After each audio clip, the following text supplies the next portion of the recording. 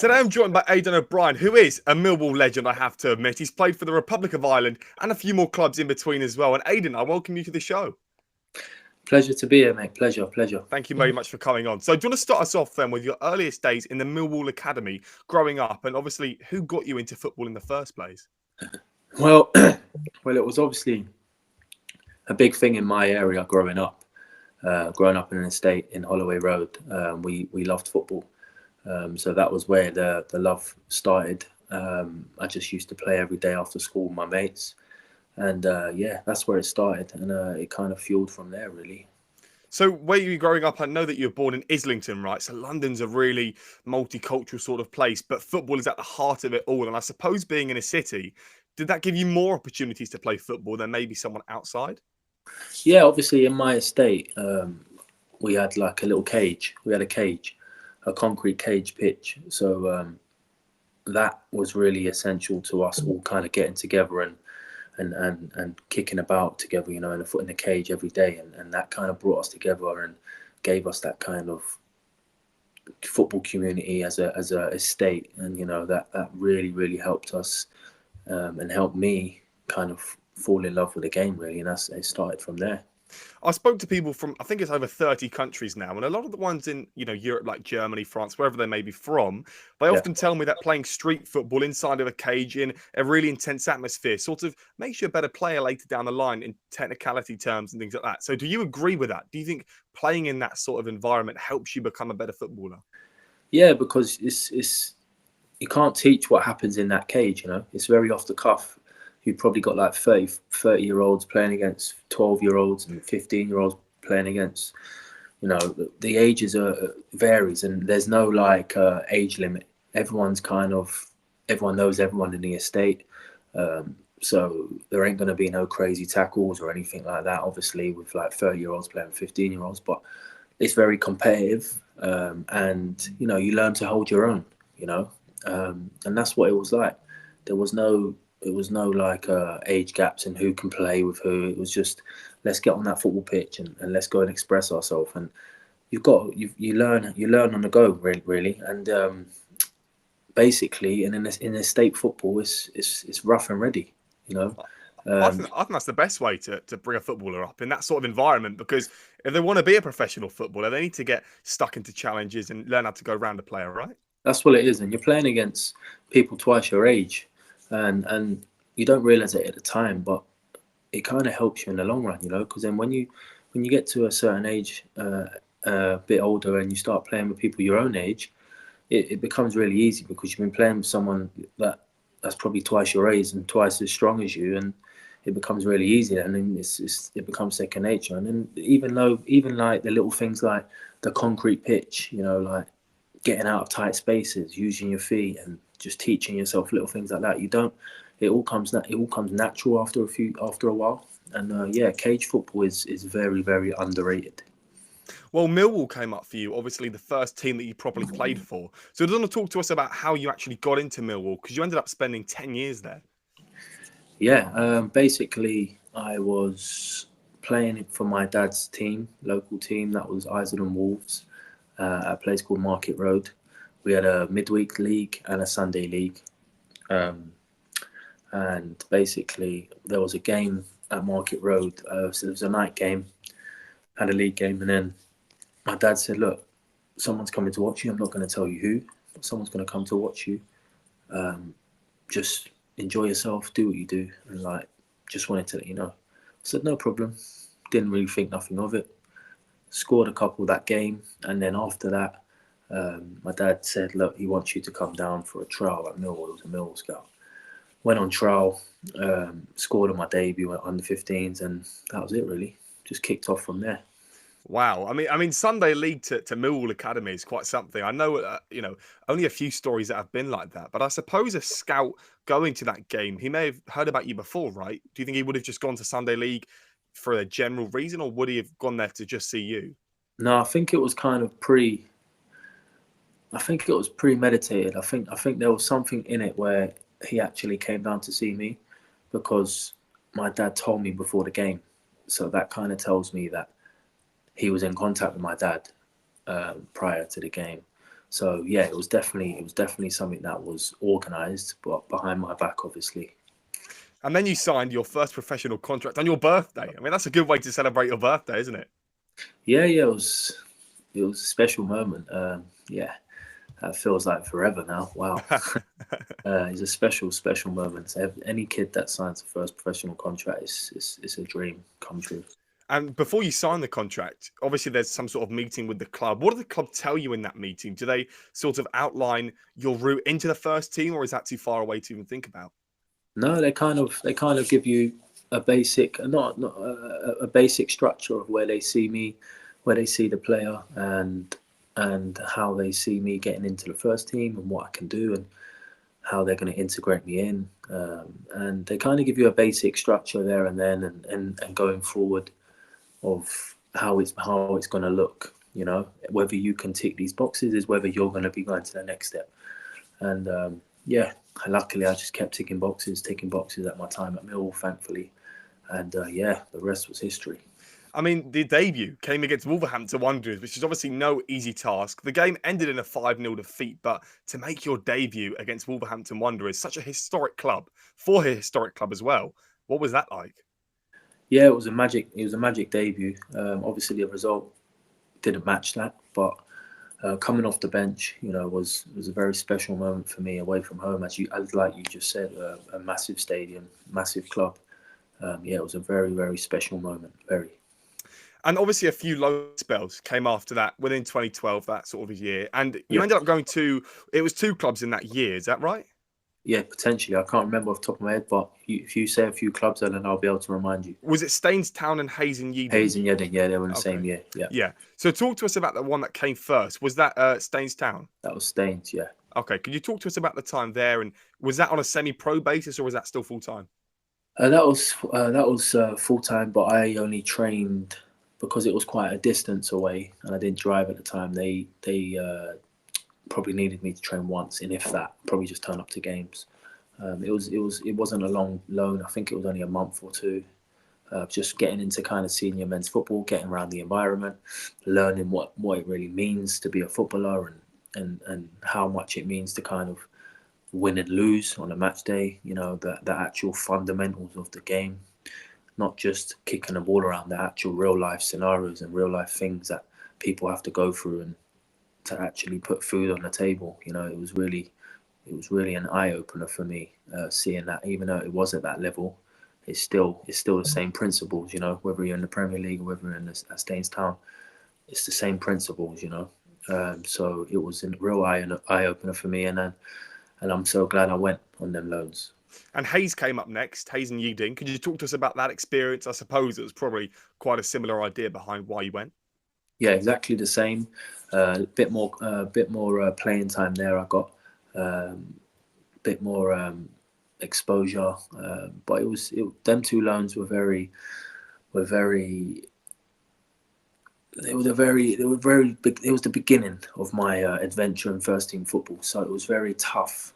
It was just more like a learning curve. Kind of let Millwall. I reckon Millwall were just kind of feeding me into it a little bit, not expecting too much of me, just to kind of let me get into that first team atmosphere, environment, be around men, see what, as I just said previously, what it means to, you know, get the 3 points, get the win bonus, you know, to make sure they can provide, and maybe try not to get relegated because people's money get cut in half, people get released, people lose their jobs. So there were so many things that I learned other than just the game of football through them loans, and that led me in good stead to kind of push on then with my next loans.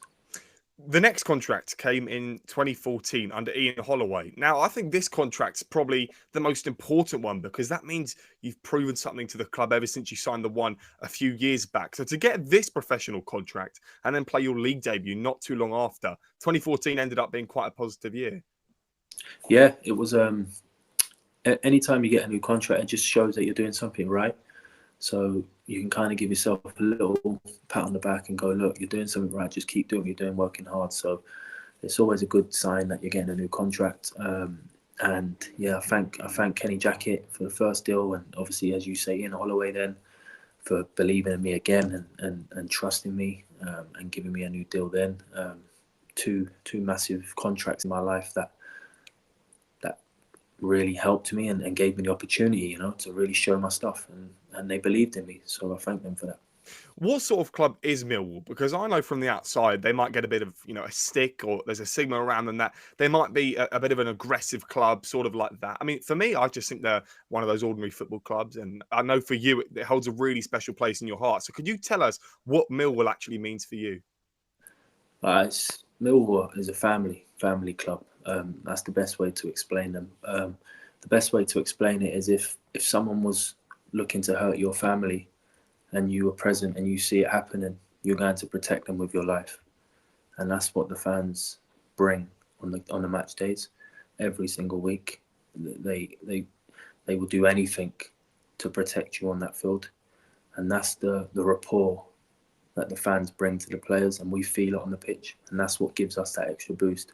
And that's why we go on and do so well in big games, you know, like when you see us maybe get written off by like a big cup team. No, we end up turning them over because they have our back to the end. I heard a player who played against Fenerbahce, and he was obviously on the pitch in front of a pretty sold-out stadium. But he said that the atmosphere didn't really get to him because it kind of, when you're playing, it sort of locks you out. You're just focused on playing the game. But you just mentioned there that the atmosphere does really get on your side. So is there a point in the game where the atmosphere sort of blocks out itself, but then once there's a big roar in the crowd, you sort of go, hang on a minute, the fans are behind us here? I mean, it all starts from the beginning, you know, when you're walking out, just before you're about to walk on the pitch, as you're walking on the pitch to go and do the shake your hands with the referees and stuff. We're talking first team here, by the way, now. Yeah. You can just hear them from the off. You know, you're walking out, you see them, you hear them. They do their meal chant, and it just echoes around the whole of South London, you know. It's a really special, unique club, and the fan base are at the forefront of that. Well, 2017, promotion to the Championship. You played in the Cup final at Wembley. It was a 1-0 win over Bradford City, but to play at Wembley, to get promoted, you're ticking all the boxes, and it's pretty early on in your career. Yeah, special moment, you know, like that. Getting promoted with your boyhood club, I would. It's in my wild. That's one of my wildest dreams. You know, I probably wouldn't have said before, if you said that to me, you're going to play for Millwall at 15. You're going to end up playing for first team, and then you end up going to get promoted. I would have probably told you, what you're talking about, like you're being silly. But it actually happened, and I can't thank the club, the team, the fans, everyone to do with Millwall enough for all of us digging in and putting our little bit in together to make that happen. You know. What's Wembley like behind the scenes as a player? Because I've seen it, on a stadium tour or whatever, but that's nowhere near compared to what you'd be feeling on that day. Going down Wembley Road, all the feelings. What were you feeling, and what did you see? I mean, I was feeling excited, you know, but at the same time, you can kind of sense the emotion in the ground, the nerves, you know, the excitement. There was so much emotion from their camp, from our camp, from the fans, from the build up before. Like, emotion was flying out of everyone, you know, and that's the difference, because it comes down to a one-off game. Whoever turns up on the day, wins it.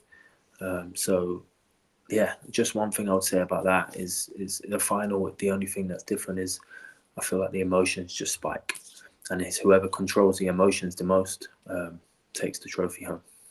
And taking that trophy home, the post-match celebrations, what was that like? Because obviously you watch it on the TV. I'd always like to see a bit more of the post-match celebrations because it often gets cut out. But what were you doing at full time? So obviously we will do our celebration on the pitch and enjoy it with the fans, rightly so, and then we'll go off into the changing room and enjoy it with ourselves and party to the morning. And it's as simple as that. And then when does the manager say, listen, lads, Championship next season, that's a new campaign?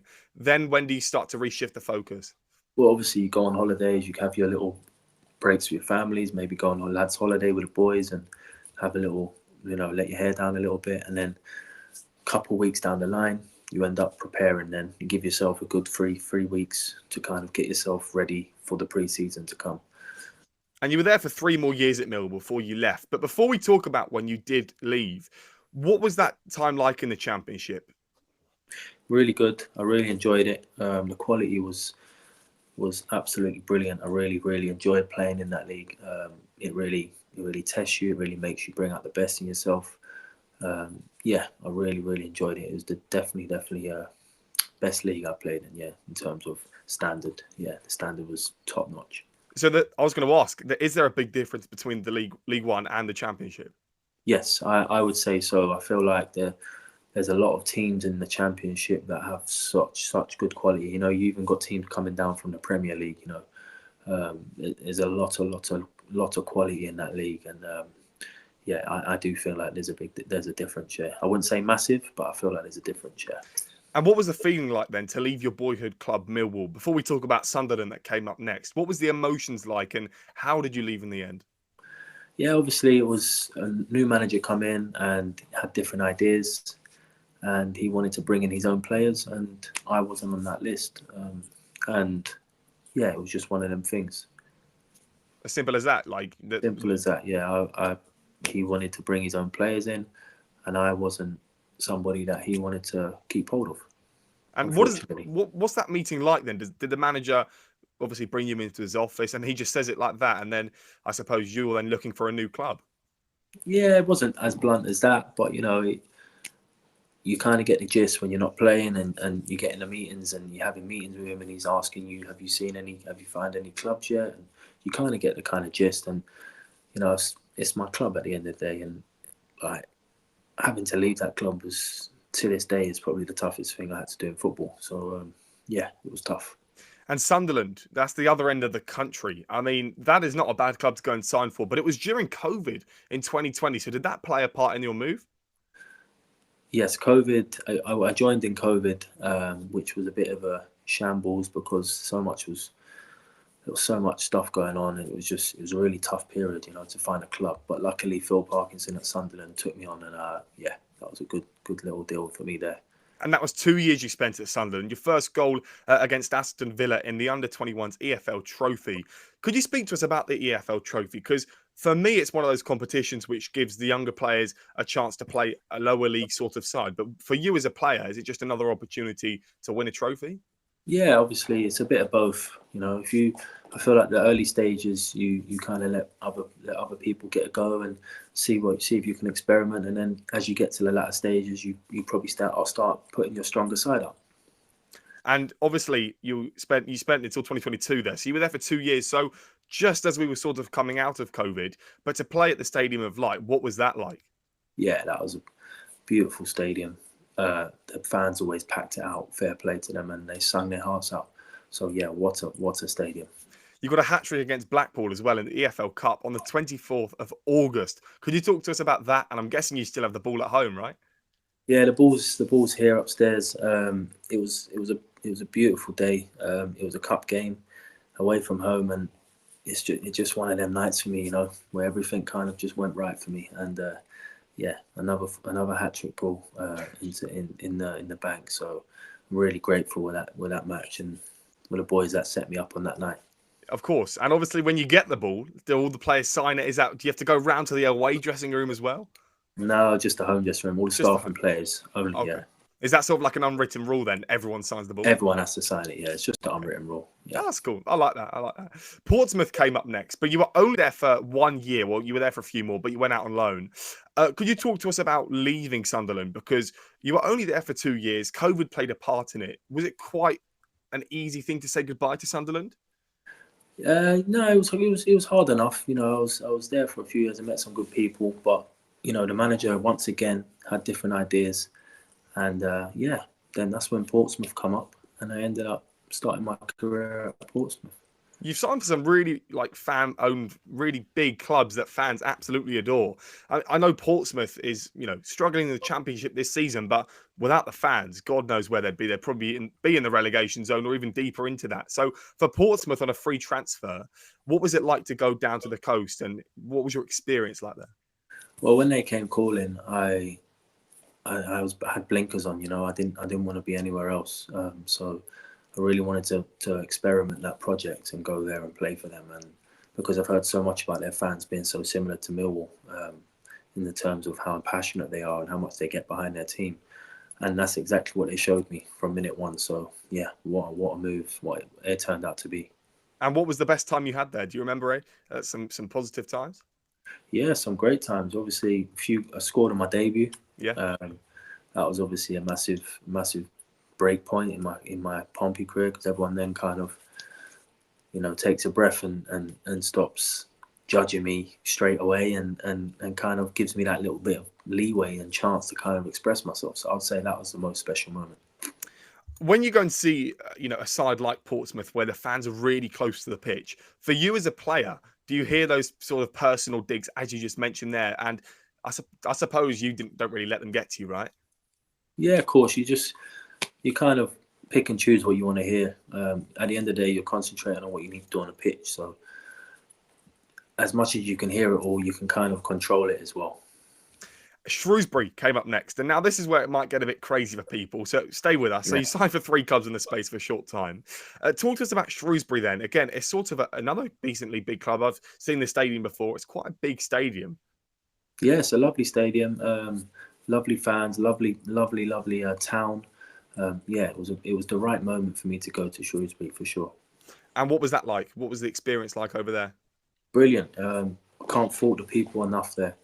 Everyone was just absolutely top notch. Really, really nice people there. Beautiful town. Really, really would suggest going to visit. Gillingham came up next, and this is where, again, it might get a bit hectic because there's a few more clubs that follow. But Gillingham, what was Yeah. that like? You signed in January of 2023, but going into a January transfer window, knowing you're only probably going to be at your new club for 6 months, does that affect you as a player? Because essentially you got less time to show the fans who you are. Yeah, of course it does. But then it's also exciting as well, because then you kind of get a short crack at it, and you kind of know that you've got to kind of hit the ground running. You kind of put your little bit of pressure on yourself, and I've always kind of reacted kind of well with pressure. So yeah, I was quite excited with it. Could you talk to us through like your day-to-day routine at a football club? I guess it probably wouldn't change too heavily, but for me, when I'm looking from the outside in, I feel like it's such a positive lifestyle. Well, most of the time, of course, you do have the backlash from fans or away fans, whoever it might be. But what would your day-to-day routine be like at one of these clubs? If you're playing, most of the time you're just recovering, because you get a lot of games. You've got Tuesday, Saturday, so you probably train once in that week, and the rest of it is just straight up recovery, fueling up, and making sure you're ready for the next one. That is genuinely what you're doing. So, do you have a lot of like free time to go and mingle and talk to You can friends do and that family? when you get in the morning. In the morning you're kind of with the boys and breakfast, having a bit of banter and that. But you get Wednesdays off, so that's your day with the families, and you get Sundays off. Okay. So Obviously it's Sunday's good. that recovery day, right? Sunday you get at home, you do what you want that Sunday, but you take care of yourself. Sutton United came up next. And obviously, Yeah. this season is where they did get relegated into the National League. So to be around that atmosphere, going from a high flying Millwall side to getting promoted, does the atmosphere change when you go to somewhere like Sutton, who was struggling at the time? Yeah, of course it does. Obviously, it's a smaller club, but that doesn't mean that their passion is any different. They're a really passionate club. For the size of the club, and I really have respect for them. They really, really took a liking to me, and I tried my hardest for them for the short spell I was there, and I had a good time there. I set up a lot of goals there, and enjoyed my football there. So it was good. I liked it. As the striker in that position, I would feel as if, just from looking at, again, outside looking in, does the striker get a bit more criticism when your team is struggling down the bottom of the table? Yeah, of course they do. Obviously, people expect you to score 3 goals a game, but that's not realistic. There'll be games where you probably won't score for 5, but then you end up scoring for 5 after that. So you just got to be patient and believe in your players and believe that they're going to deliver. For Darwin Núñez at Liverpool right now, I mean, he's not in exactly brilliant form, but as a striker, when they're out of form, how would you get yourself back into form? It's easier said than done because one goal can make you feel like you're on the top of the world. But for the striker who is out of form at the time, how would you, as a player, line yourself up again and refocus and get those goals? I mean, like, form is temporary, class is permanent. I know you've heard that one before, but it's true. There's a reason why Darwin Núñez is bought for 70 odd million.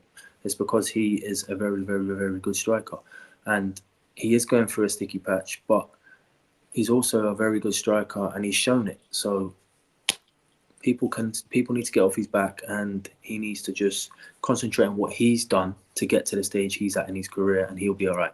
So do you think he'll stay at Liverpool? I don't know. I'm not sure. I hope he does. I hope he does. He's a good player. He runs after the ball a lot. In Yeah. that season, though, you went back to Shrewsbury. Obviously, the loan ended in January, so you went back to your club.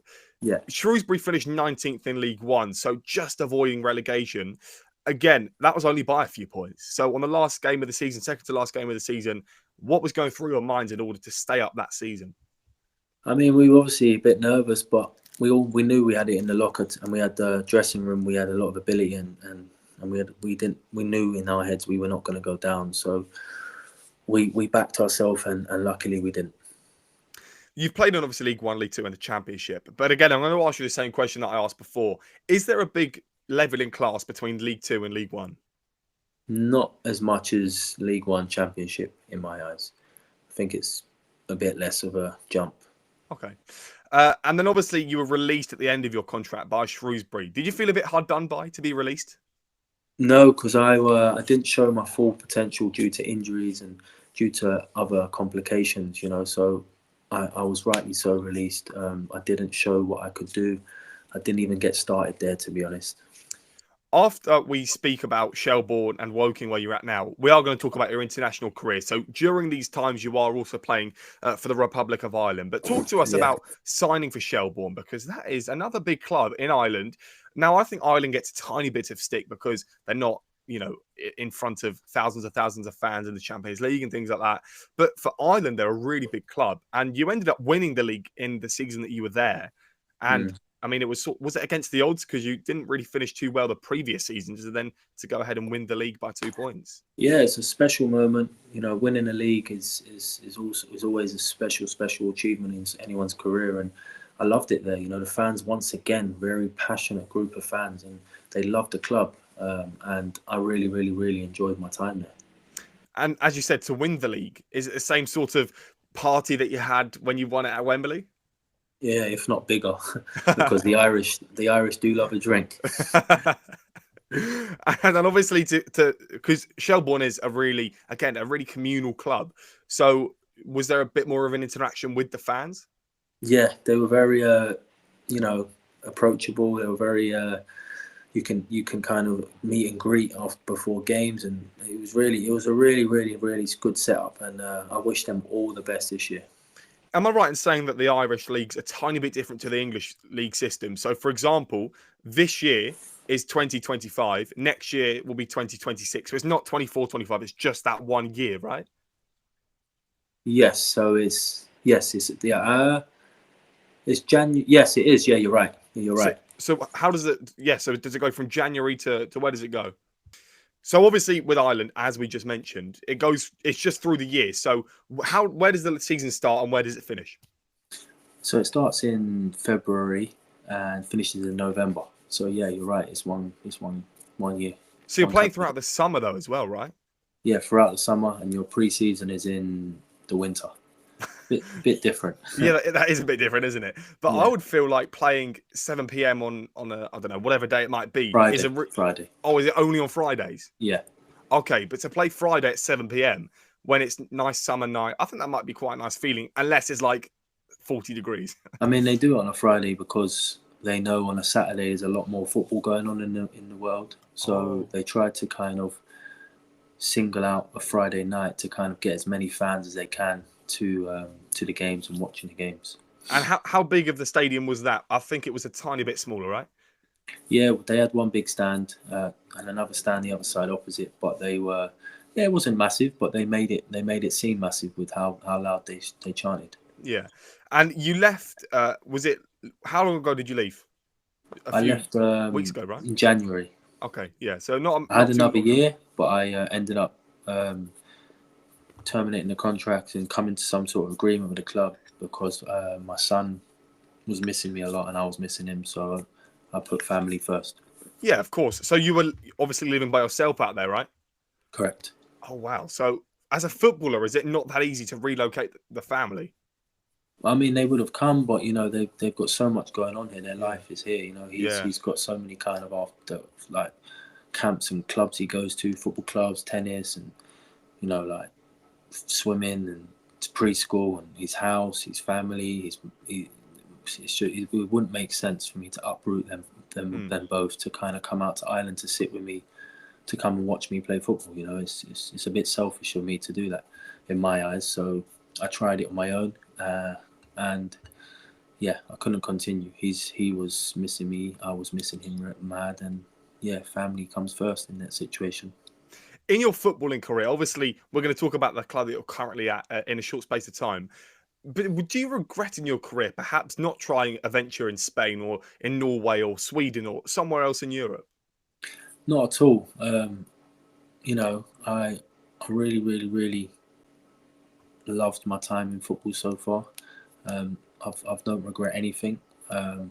Yes, I wish I could have done better at Shrewsbury, and I could have stayed injury free, but that wasn't to be.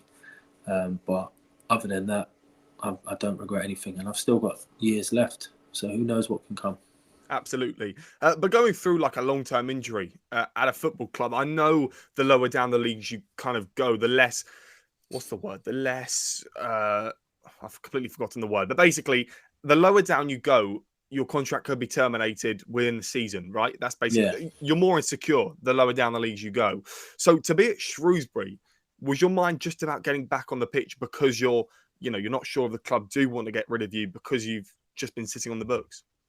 Yeah, obviously it was a tough period, a dark period for me and my family, and for Shrewsbury for that matter, because they had to kind of, help me get fit, and they were frustrated because they brought in a player that didn't get fit and couldn't get fit, so it was frustrating all round, and it was just a really dark period for me. I thought at the time, I'm never going to get fit again, and it took me ages. Thankfully, I'm past that now for the last couple of years. It's a distant memory now, and I'm back enjoying my football. You're now in the National League at Woking, and obviously you signed on the 4th of January. What was that like? Why was Woking the correct option for you? I suppose it's probably closer to home as well. Yeah, so I come back from Ireland on the 4th of Jan, and I didn't want to then sit from January to the summer without doing anything. So I called up a mate of mine, Simon Bassey, who I worked with at Pompey, and he went in at assistant at Woking. I said, look, Bass, can you just get me in until the end of the season, just to May, and basically just want to play some games, and that's it. And he said, yeah, of course, and that was it. Within the next couple of days, I was in.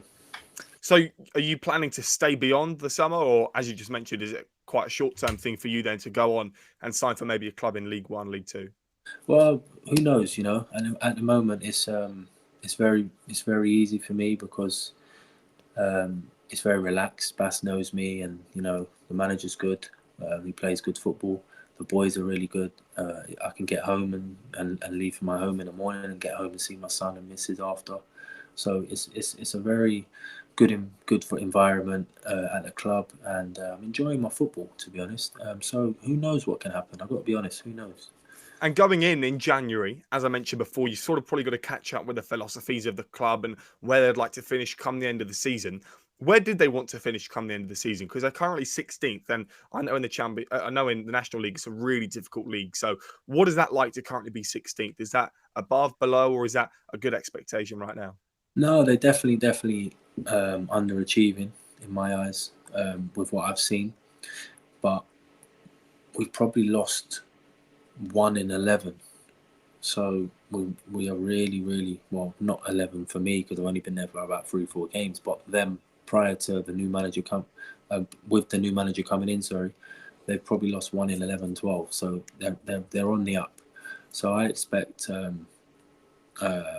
for them to be pushing mid-table to playoffs, come the end of next season, because they're definitely worthy of that. I know, like the Championship and the National League and the teams, the leagues with 24 teams in it. There's so many teams in there that the points are so close with each other. So, for example, you could go on a 10-game winning streak until the end of the season, and then you could nearly be in the playoffs. So, I suppose in that sort of league, that it doesn't matter about the last result; it's about going again because every single point is so worthy come the end of the season. Yes, I think it's important to to kind of try and get back-to-back wins as well, because I've realised in my career, you know, the more back-to-back wins you can get, the more quicker you jump up that table. You know, sometimes you can get a win and then get three draws and a loss, and then a win and then a 2 draws. You end up staying in the same position because the draws ain't really doing much for you. So as much as you can, you got to try and kind of get a win and kind of back it up with another win to really get that motion going and moving up the table. Well, we've spoken about the clubs that you've played for, but as I said before, during these times that you were at Millwall, at Sunderland, at Pompey, you were playing for your country as well. So you represented Ireland at youth level, under 17, under 19, and under 21. So what was that like to play for your country so early on in your career?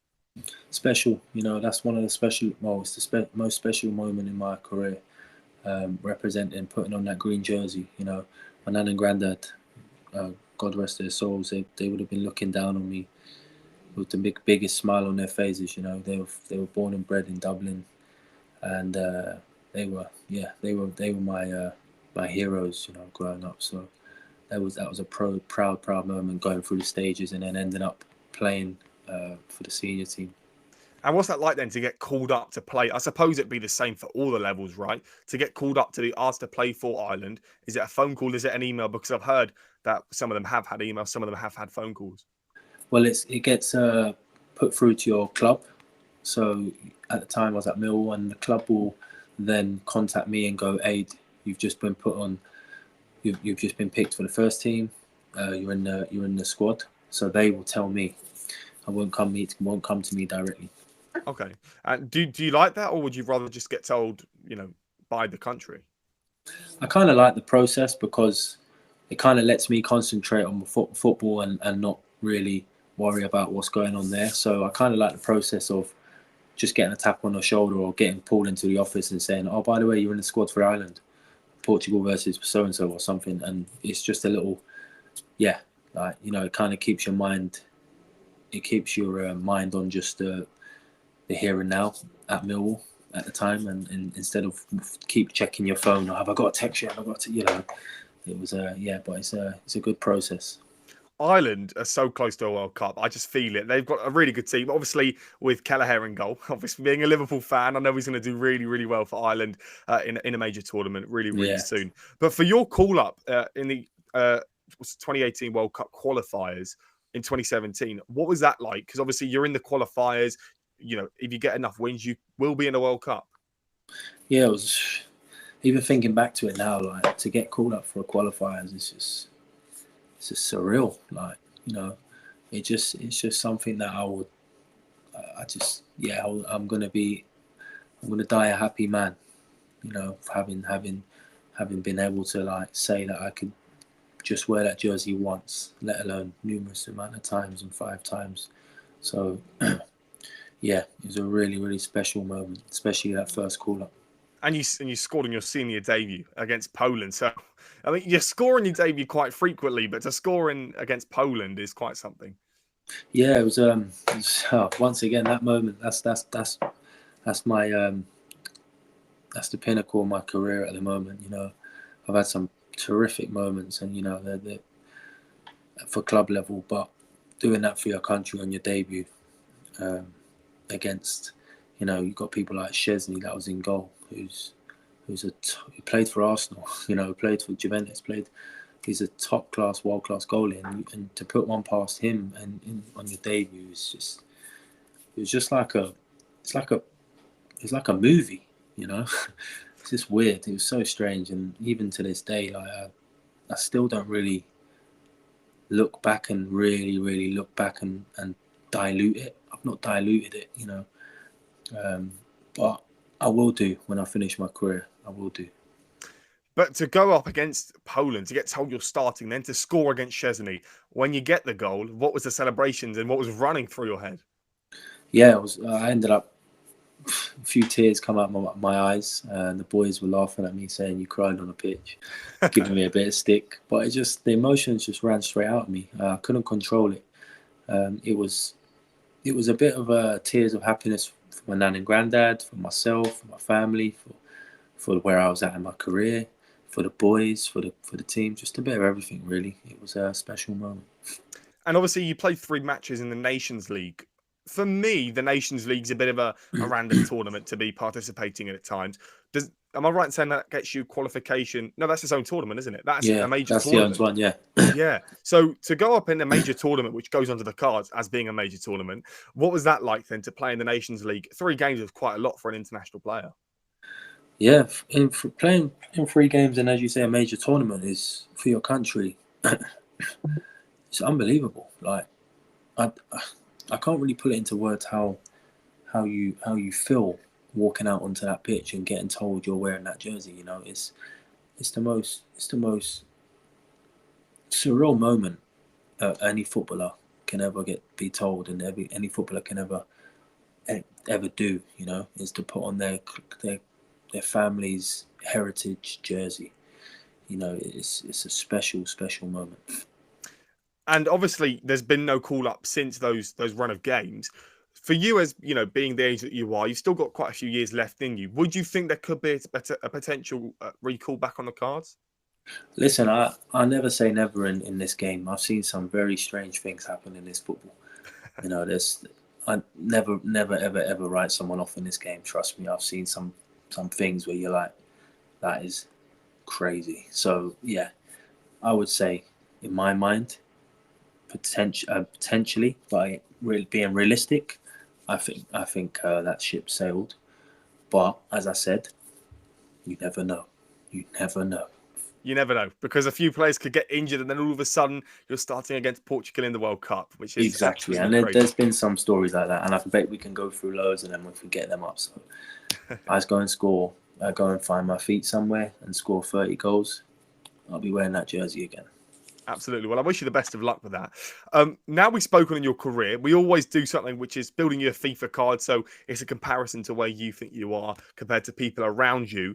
You have been on FIFA in the past, right? Being in the Championship, League One, League Two. So when the FIFA ratings come out, was that a big deal for the players at the club? And I suppose there might be a bit of boasting involved. Yeah, when we were a bit younger, obviously there'll be like the people sending the big cards, you know, the big cardboard cards. Yeah. And they'll be a bit like, "Oh, how's he quicker than me? How are you stronger than me?" There'll be a lot of banter going on in the changing room. But yeah, it's all good fun. We all kind of made a laugh out of it, to be honest. Absolutely. So let's start off then. You've obviously got 6 ratings that make up your base card. So what would your pace be on EAFC? As in now, or? Yeah, let's do it now. Yeah. Now I would probably give myself 68. 68. What would your shooting be as a striker? Would that be finishing? Yeah, shooting, finishing. Yeah, right, I'll say 73. Because 73. I know if you go any higher than that, you're looking at Premier League players with like 89s and 85. So yeah, I'm trying to be as low as possible. I don't want to be on their level. What would your passing be? 69. 69. You got 3 more left. Dribbling as a striker, it depends what sort of striker you are, but what would your dribbling be? 72. 72. Do you think that's one of the perks of? I'm quite. That's one of my biggest part of my games is ball control. Defending, what would that be? 20. Oh. I'll probably say. I'll probably say 59. 59. And then the last one is physicality. What would that be? I'll go 69. 69 again. Well, Aiden, it's been an absolute pleasure speaking about your whole career from Millwall, Sunderland, and all the clubs in between, building your FIFA card. And I really appreciate you coming on today. No problem. It was brilliant. Thank you for that, man. I really enjoyed that. No worries.